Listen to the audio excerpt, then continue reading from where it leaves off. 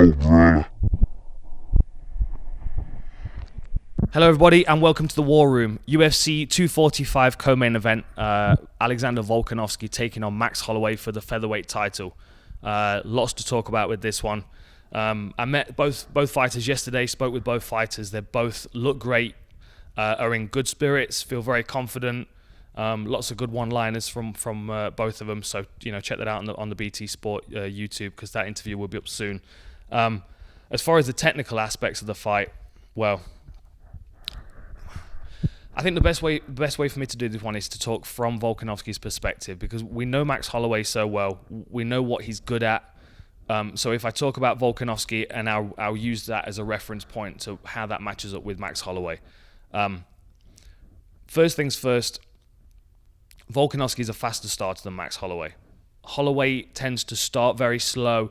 He tends to use a lot of feints. He tends to throw a lot of punches that miss but aren't really meant to land. He's testing reactions and watching the timing of his opponent, reading the footwork, seeing how he can control their footwork.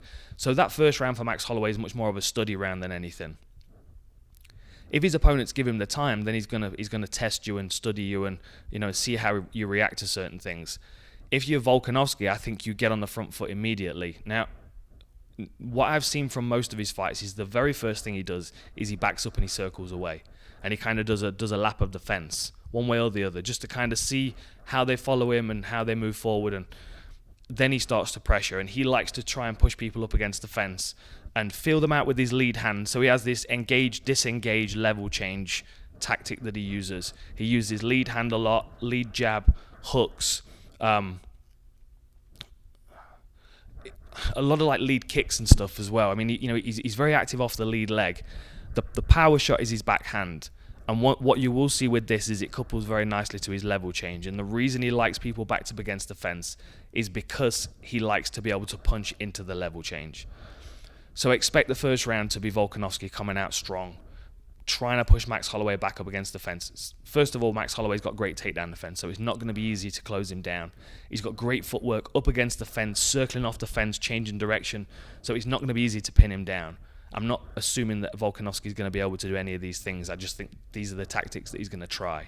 So trying to pin Max Holloway down against the fence panel so he can then start to tease and test that lead hand. So two ways of getting into the clinch for Volkanovski. One is to throw something off the lead hand, so jabs, hooks, jabs to the body. Like I said, he throws a lot of stuff off the lead leg as well, lead high kicks, inside kicks. What he's looking for when he's doing that is the reaction from his opponent. So he'll throw a jab, or he'll throw a jab cross, and then he'll step back. When his opponent returns, that's his level change opportunity, because he's then level changing under their guard and shooting into the fence. The other tactic that he uses, which he was using very well against Darren Elkins, is that he pitches his right hand very, very powerfully over the top. It's like a piston. He dips his body and he drives forward, and that's where his previous career as a Australian rules football player come into play. That drive that he's got, lows level change, and then drives off the back leg and brings the arm over the top. Because it's such a powerful punch and he likes to put his whole body weight behind it, he likes to drag his back leg behind him as well. So this either allows him to roll off to the side to safety, or level change straight onto that leg and drive them into the fence. But the key being that the fence is there behind him so he can fully commit. I mean, watch the countdown show. One of the things that I noticed on that was he's on the field, and he's got he's got the coach holding the tackle dummy, or whatever you call them. I don't know any other sports, as you can tell. His coach is holding the tackle dummy, and he's diving through that thing.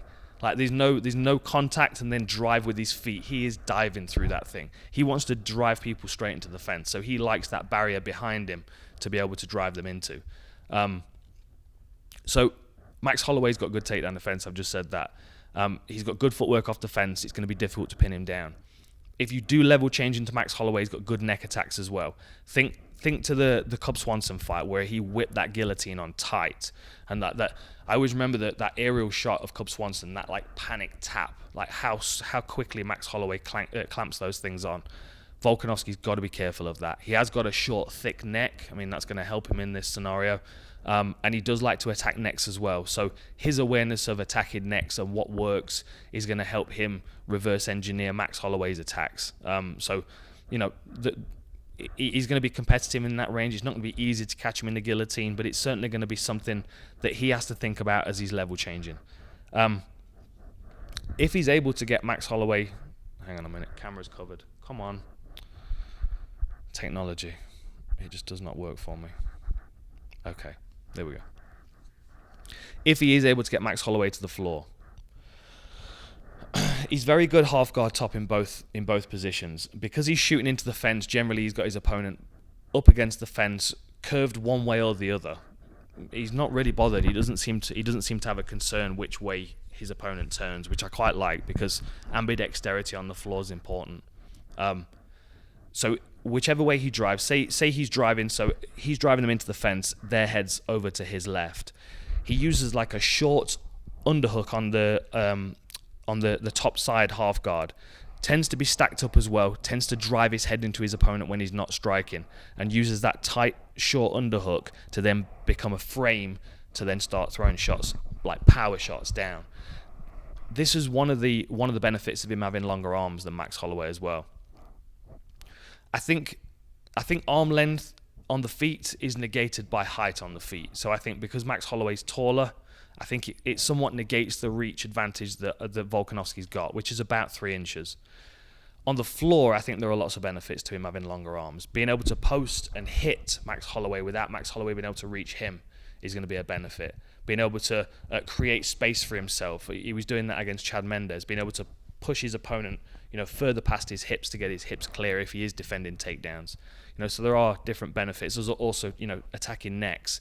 And if he is in half guard top and he is ground and pounding Max Holloway, and Max Holloway's trying to get underneath him to work a sweep, there are neck attacks, darces, and various things there. And slightly longer arms work, the likes of Tony Ferguson. Guys with longer arms tend to be able to wrap up a head and an arm much easier. So that's another line of attack for Volkanovski.